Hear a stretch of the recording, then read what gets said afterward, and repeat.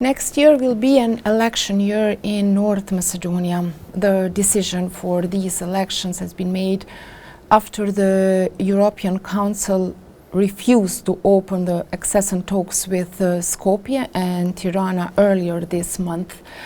What would be your message to Macedonian public and political parties there? Well, North Macedonia has made enormous progress. In the United States, we were very pleased last week to see the United States Senate ratify fully North Macedonia's application to join as a full member of NATO. And indeed, North Macedonia will be the 30th member, the 30th ally of the North Atlantic Treaty Organization. So that's an enormous step. They've undertaken great reforms. They've entered into agreements with neighbors that have allowed them to move forward to this. We've already seen results in North Macedonia in terms of a renewed sense of stability and security, which increases opportunities and interest from foreign investors. That is important. We were disappointed. Secretary Pompeo made that very clear, that the European Council could not move forward to begin the accession talks, both for North Macedonia and for Albania. The European perspective, the idea that the peoples of Europe, these European countries, want to join the European Union has been a key component of our foreign policy. We are not members of the European Union, obviously, but we have supported that ideal, and our assistance programs, our diplomacy have all supported the reform efforts that these countries have undertaken to move in that direction, because we feel that's in the best interest of the countries, the region, and of Europe. And it's disappointing to see certain leaders with a sort of 19th century view of the Western Balkan region, and we hope that that's just a temporary impediment, that the countries will have an opportunity in the spring, as they said, to then have a new decision that would allow the accession talks to open. That, of course, is just the beginning of a long process, a series of chapters that those countries, just as new member states of the European Union, have gone before them in implementing the necessary reforms to meet the qualifications, to meet the requirements of EU membership. And I note that the Council did not require new steps, they simply deferred the decision, and we're hopeful that that's what that will be.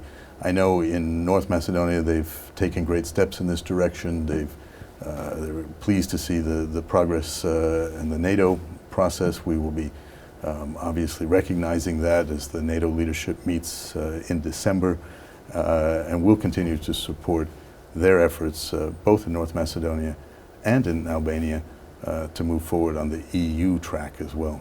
But do you think this negative decision by Brussels could have negative effects in the region or open the doors to other countries?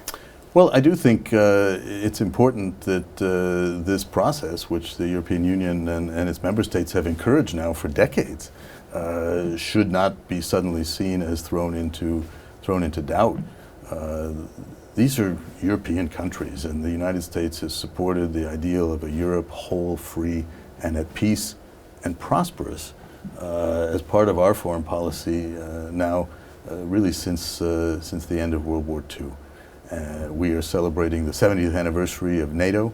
NATO has clearly been an important key to bringing stability, first to Western Europe through the period of the Cold War, and then as NATO adapted to the post-Cold War era, took in new members and those who aspire to NATO membership, expanding partnerships with others as a defensive alliance. That has been an important key to having a level of security which has allowed this unprecedented era of prosperity throughout Europe. That's something that we're proud of. It's good for the United States. It's certainly good for Europeans. And as we celebrate these anniversaries and commemorate what we've gone through together, we believe that we need to keep on that track. There are those who would interfere in the countries of the Western Balkans simply to cause instability. There are those who don't want to see stability come because it affects their more negative interests. And so we will continue to stand with the peoples of the region as they want to move forward for better futures. Mr. Palmer said last week that lack of decision for North Macedonia and Albania could open the doors to Russia. Are you concerned? I think that's exactly a concern. We have seen the malign influence before in terms of how that has affected things in the region. Look, these countries have clearly stated that the direction they want to go is west. They are part of Europe and they want to be a part of the institutions and organizations that make up Europe and allow for greater prosperity, greater cohesion. They've made great strides in settling differences with their neighbors. That's a first step in taking the necessary reforms to qualify, simply to open the accession process, which will then, of course, take longer as each of these chapters is done. But that's a positive process. And we believe that they deserve a positive answer after doing exactly what they were asked to do and meeting the criteria necessary to move ahead.